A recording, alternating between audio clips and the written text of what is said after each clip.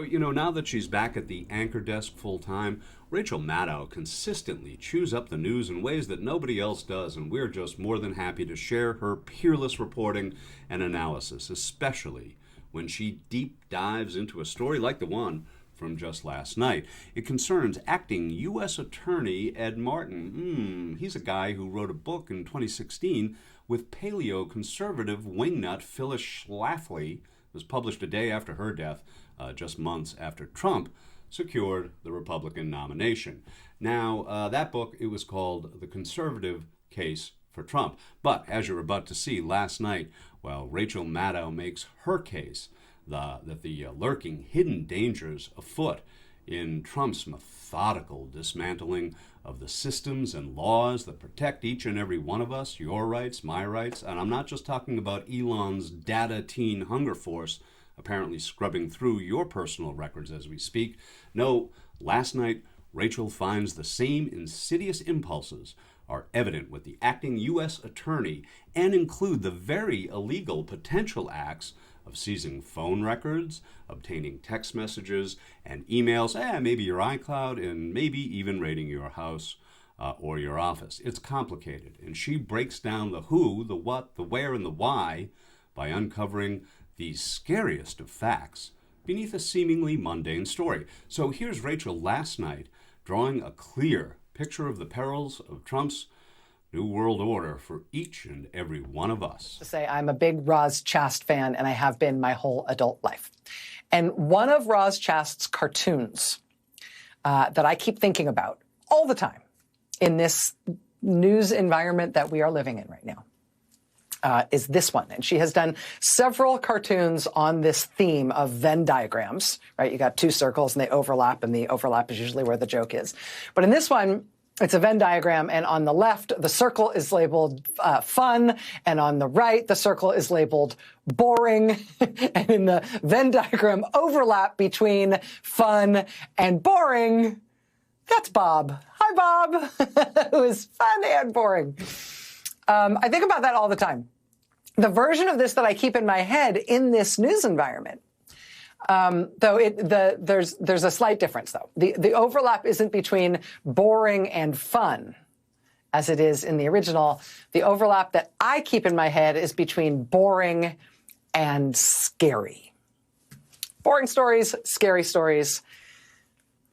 And there's one particular story that lives right in that overlap that I think about every day. It is the story of Donald Trump's return to the presidency that keeps popping up for me right there. It is unrelentingly boring and unrelentingly scary in equal measure. And I have thought about this story every day since it broke. And it is developing now. This is a story out of the federal prosecutor's office, the U.S. Attorney's office in Washington, D.C. If you have been following the news about the rule of law and the Justice Department under Donald Trump, you have noticed that a lot of bizarre stuff has been happening in that prosecutor's office ever since Donald Trump installed a guy there who was it January 6th. And now Trump has named him acting U.S. attorney in Washington, D.C. His name is Ed Martin. And for at least some of the time that Ed Martin has been there, he was attempting to practice law in Washington, D.C. as the acting U.S. attorney for Washington, D.C., despite the fact that he was not a member of the bar in D.C. in good standing. In one case, he wrote to a judge on behalf of the Justice Department, telling the judge to drop the charges against a particular defendant.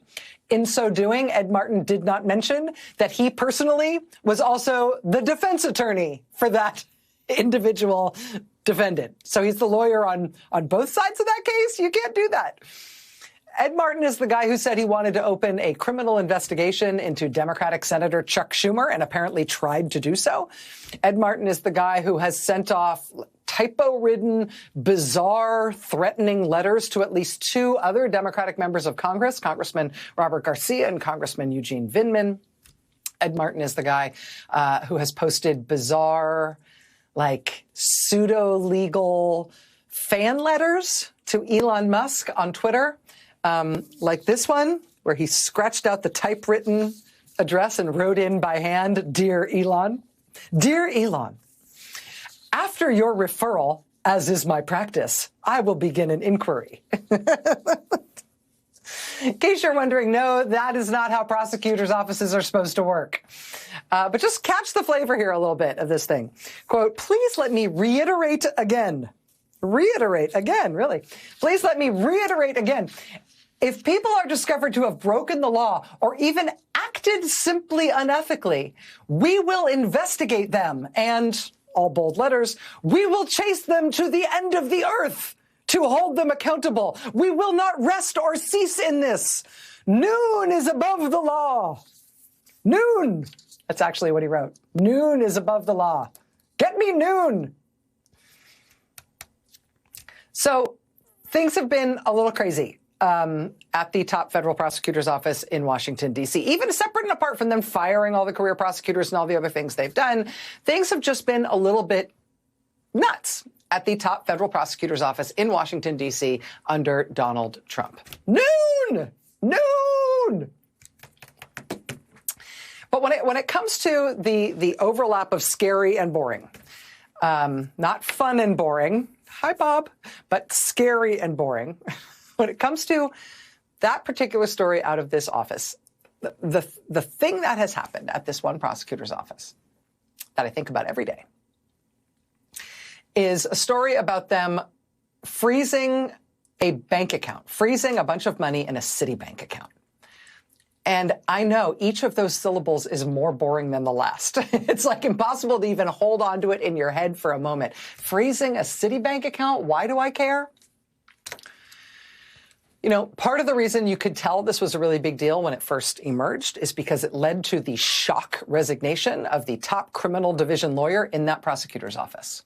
She basically laid out when she resigned what had happened there.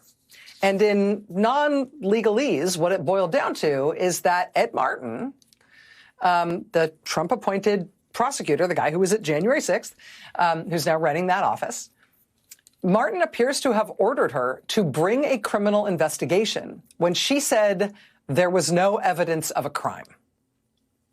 Ed Martin, head prosecutor at that office appointed by Trump, told her to bring a criminal investigation. She said, no, there's no crime. You can't open a criminal investigation without evidence of a crime. He insisted. She resigned. She said publicly why she was resigning, to her credit. Ed Martin then tried to get another prosecutor's office to do it. They refused on the same grounds. Then Ed Martin himself said, okay, I'll do it. He has no background as a prosecutor, which is sometimes obvious in the way he behaves, even in court. In this case, he went to a judge saying, this is my criminal investigation for which I need a warrant to go seize that bank account. The judge said no. The judge said, no, hey, there is no probable cause that any crime has been committed here. No, you cannot have it. Nevertheless, somehow, the FBI and then the Treasury Department were enlisted in this caper, and they leaned on the bank. And the people whose funds were in that bank were denied their funds. They somehow pushed this through anyway. That's how they froze that bank account. And in itself, that sounds boring. But because of the way they did it, this seemingly boring thing is also the opening chapter of a very scary dystopian novel in which the government is seizing your phone records, obtaining all of your text messages and your emails and your iCloud, and maybe raiding your house and raiding your office, and they are taking or freezing the contents of your bank account when there is no probable cause that you have committed a crime. Because what there is a federal prosecutor's office that will do that stuff anyway, even when their own career prosecutors and a judge tell them there's no crime here, you can't do it.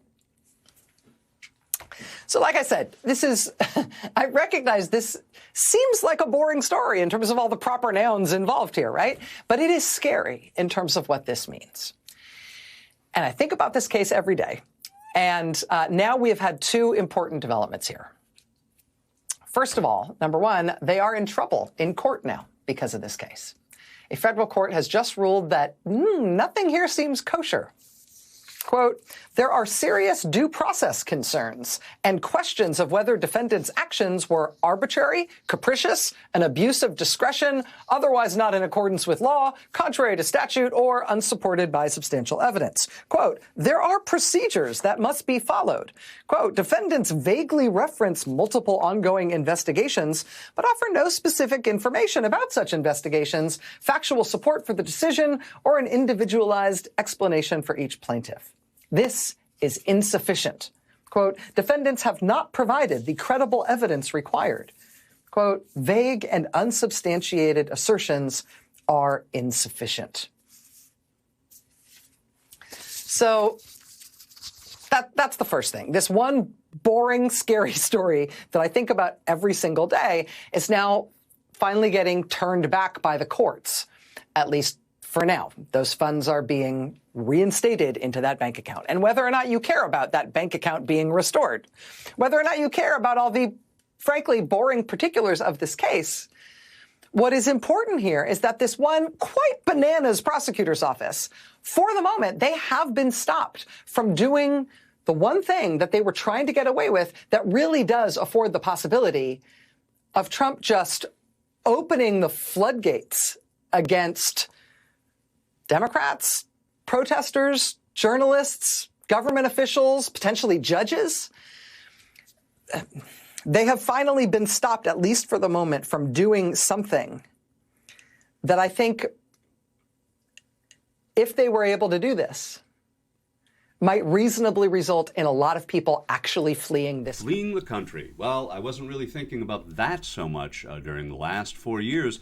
But, well, the last 2 months into this Twitch show of an administration, everyone is looking for a way out, if indeed the fix is in. 'Cause I'm leaving on a jet plane.